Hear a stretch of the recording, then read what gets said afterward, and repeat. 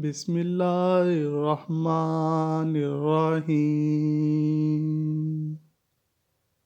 رسول اکرم صلی اللہ علیہ وآلہ وسلم نے موت کی کیفیت بیان کرتے ہوئے فرمایا، بے شک موت کی بڑی شدت ہے۔ ناظرین گرامی، موت کی شدت اور غشی جو موت کے وقت پیش آتی ہے اسے سکرات کہتے ہیں۔ بعض اوقات سکرات کی نشانیاں مرنے والے پر ظاہر ہوتی ہیں، جسے دیکھ کر قریب والے لوگ عبرت حاصل کرتے ہیں، جبکہ زیادہ تر یہ تکلیف صرف مرنے والا ہی جانتا ہے کہ وہ کس اذیت میں مبتلا ہے۔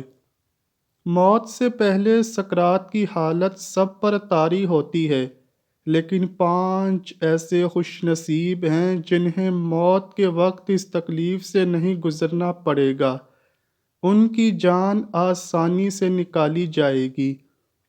جب انسان کے سانس ختم ہو رہے ہوتے ہیں تو اس وقت انسان کی آدھی روح انسان کے جسم میں ہوتی ہے اور آدھی باہر، اس لیے انسان کو بہت زیادہ تکلیف برداشت کرنا پڑتی ہے۔ انسان کو بار بار پیاس محسوس ہوتی ہے، اس وقت انسان کو جتنا بھی پانی پلا دیا جائے تو انسان کی پیاس ختم نہیں ہوتی۔ جب فرشتہ جان نکال رہا ہوتا ہے تو مرنے والے کو بہت زیادہ تکلیف ہوتی ہے۔ اس تکلیف کا بیان کرنا ناممکن ہے، کیونکہ یہ تکلیف کے متعلق مرنے والا جانتا ہے یا رب کو علم ہوتا ہے۔ بے شک یہ تکلیف مرنے والے کی برداشت سے باہر ہو جاتی ہے۔ حضرت علی رضی اللہ تعالیٰ عنہ بیان کرتے ہیں کہ 5 انسان ایسے ہیں جن کی جان نکلتے وقت ان کو محسوس تک نہ ہوگا اور فرشتہ ان کی روح قبض کر لے گا۔ حضرت علی رضی اللہ تعالیٰ عنہ سے پوچھا گیا، اے رسول اکرم صلی اللہ علیہ وآلہ وسلم کے پیارے داماد، وہ 5 لوگ کون سے ہیں جن کو جان نکلتے وقت تکلیف محسوس تک نہ ہوگی؟ نمبر 1، حضرت علی رضی اللہ تعالیٰ عنہ نے فرمایا کہ سب سے پہلا وہ شخص ہے جو صدقہ و خیرات باقاعدگی سے کرتا ہے۔ صدقہ کرنے والے کی روح ایسے قبض کی جائے گی کہ اس کو علم تک نہ ہوگا، یعنی ایسا انسان جو اپنے مال و دولت کو صدقہ اللہ تعالیٰ اور نبی اکرم صلی اللہ علیہ وآلہ وسلم کی رضا حاصل کرنے کے لیے کرتا ہے۔ اس سے مراد یہ ہے کہ صدقہ اس طرح کرے کہ کسی کو علم تک نہ ہو کہ اس نے اللہ کی راہ میں کسی دوسرے بھائی کی مدد کی ہے۔ ایسے بندے کو بھی موت کے وقت تھوڑی سی بھی تکلیف نہیں ہوگی اور اس کی جان بغیر تکلیف کے قبض کر لی جائے گی۔ نمبر 2، وہ انسان ہے جو اپنے والدین کی موت کے بعد والدین کی وراثت سے اپنی بہنوں کا حق دینے میں جلدی کرتا ہے، ان کا حق مرنے نہیں دیتا۔ ایسا بھی دیکھنے میں آیا ہے کہ والدین کے مرنے کے بعد بھائی بہنوں کو یہ تسلی دے دیتے ہیں کہ ہم آپ کو شادی کے وقت جہیز وغیرہ دے دیں گے۔ یہ بات سراسر غلط ہے، کیونکہ اسلام میں جہیز دینا فرض نہیں ہے۔ جہیز دینا تو یہودیوں کی پیدا کی گئی رسم ہے۔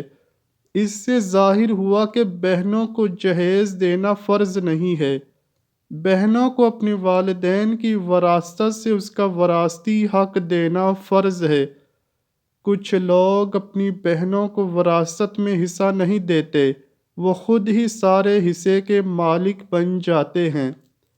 اگر بھائی ایسا کرتے ہیں تو ان کو آخرت میں اس کا حساب دینا ہوگا، جو کہ دنیا میں حصہ دینے سے تو بھائی بچ جائیں گے، لیکن آخرت میں ان کی بخشش نہیں ہوگی۔ حدیثوں میں بہنوں کے حق کے بارے میں بڑی تفصیل کے ساتھ بیان کیا گیا ہے۔ حضرت سعید بن زید رضی اللہ تعالیٰ عنہ سے مروی ہے کہ نبی اکرم صلی اللہ علیہ وآلہ وسلم نے فرمایا، کہ کوئی انسان تھوڑی سی زمین بھی کسی انسان سے ظلم و ستم سے چھینے گا تو قیامت کے دن ساتوں آسمان سے اتنی ہی زمین میں اس انسان کے گلے میں توق بنا کر ڈالی جائے گی۔ ایک اور حدیث حضرت انس رضی اللہ تعالیٰ عنہ سے مروی ہے کہ نبی اکرم صلی اللہ علیہ وآلہ وسلم نے فرمایا کہ کوئی انسان تھوڑی سی زمین بھی کسی انسان سے ظلم و ستم سے چھینے گا تو قیامت کے دن ساتوں آسمانوں سے اتنی ہی زمین میں اس انسان کے گلے میں توق بنا کر ڈالی جائے گی۔ ایک اور حدیث حضرت انس رضی اللہ تعالیٰ عنہ سے مروی ہے کہ نبی اکرم صلی اللہ علیہ وآلہ وسلم نے فرمایا کہ جو انسان اپنے بہن بھائی کی وراثت میں ہیرا پھیری کرے گا تو اللہ تعالیٰ قیامت کے دن اس کی جنت سے میراث ختم کر دے گا۔ یہی وجہ ہے کہ جہیز کی لعنت ایسی لعنت ہے جس طرح یہودیوں کی عورتوں کو بغیر جہیز کے کوئی قبول نہیں کرتا تھا، آج اسلام میں وہی رسموں نے جنم لے لیا ہے۔ یہی وجہ ہے کہ ہمارے معاشرے میں غریب کی لڑکی گھر بیٹھے بیٹھے عمر رسیدہ ہو جاتی ہے جس کا کوئی رشتہ نہیں آتا، کیونکہ ہم یہ بات سوچتے ہیں کہ یہ غریب نے اپنی بیٹی کو کیا دے دینا ہے۔ اس لیے کہا گیا ہے کہ بہنوں کو جہیز دینا فرض نہیں ہے، بہنوں کو اس کے والدین کی وراثت سے حصہ دینا لازمی قرار دیا گیا ہے۔ اس لیے فرمایا گیا کہ جو بندہ اپنی بہنوں کو وراثت میں حصہ دینے میں جلدی کرتا ہے تو اللہ تعالیٰ اس بندے کی روح ایسے قبض کر لیتا ہے کہ اس کو محسوس تک نہیں ہونے دیتا۔ ایک روایت میں ہے کہ ایک عورت کے بھائی کا انتقال ہو گیا، اس نے کہا کہ مجھے بھی میرے بھائی کی قبر پر لے کر جایا جائے۔ اس کے بار بار ضد کرنے پر اس کو بھی قبر پر لایا گیا۔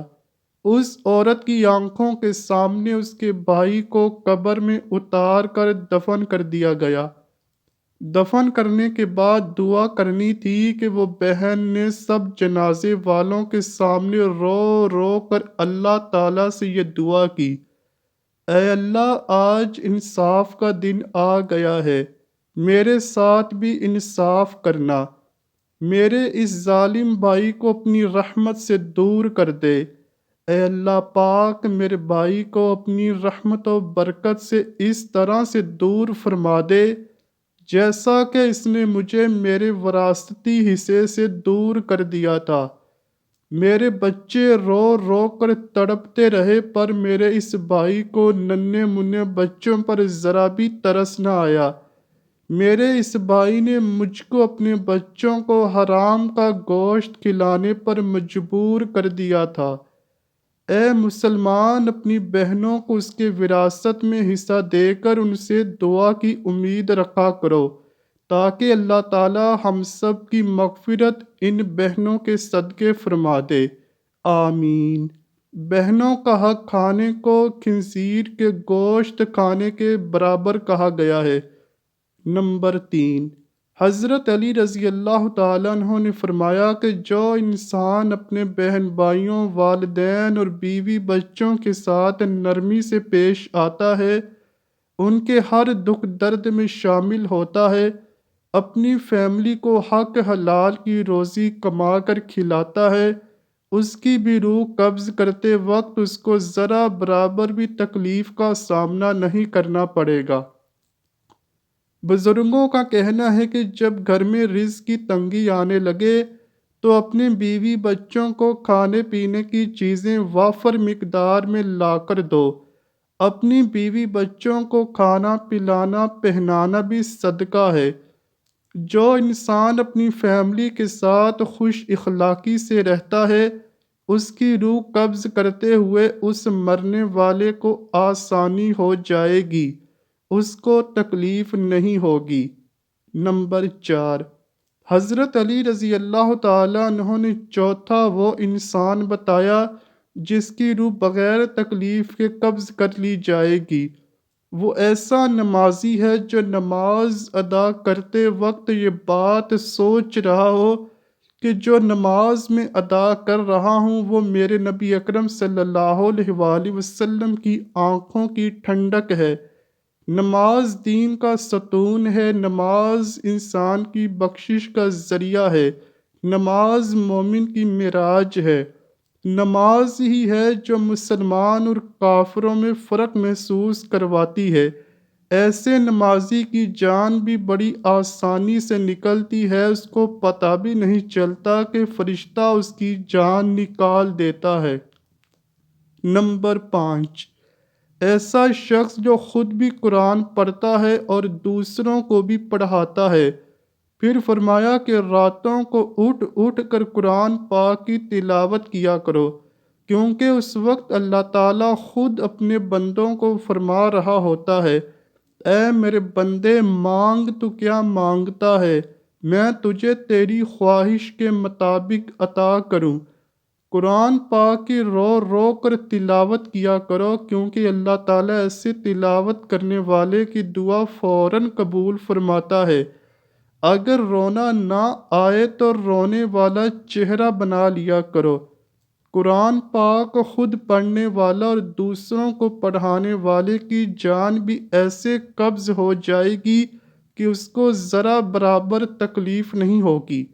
اللہ پاک سے دعا ہے کہ جب ہمارا وقت نزا آئے تو ہمیں سکرات کی شدت و تکلیف سے محفوظ رکھنا، اور ہمارا اس دنیا سے جاتے وقت خاتمہ ایمان پر ہو۔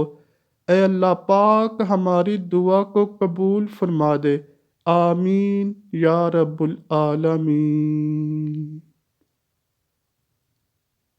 امید کرتا ہوں کہ آپ کو ویڈیو ضرور پسند آئی ہوگی۔ اگر ویڈیو پسند آئی ہے تو ویڈیو کو لائک کیجئے، شیئر کیجئے اور چینل کو لازمی سبسکرائب کیجئے۔ کمنٹ سیکشن میں اپنی رائے کا اظہار بھی ضرور کیجئے گا۔ ملتے ہیں اگلی ویڈیو میں، تب تک کے لیے اللہ حافظ۔